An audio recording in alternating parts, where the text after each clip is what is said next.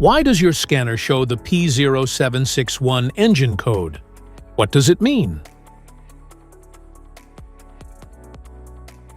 P0761 is a diagnostic trouble code for shift solenoid C, performance, or stuck off. It indicates that there has been a problem with shift solenoid seat. Under this circumstance, stop driving and repair your vehicle immediately.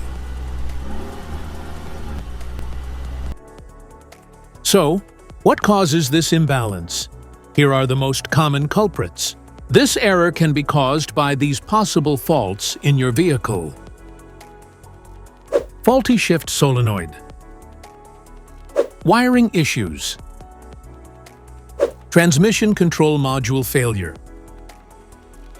Low or contaminated transmission fluid. Clogged transmission filter. Each DTC code corresponds to a specific issue in your vehicle. This error occurs in OBD2 equipped vehicles, especially those manufactured since 1996. It is commonly found in Ford, Lexus, Honda, Chevy, and Toyota.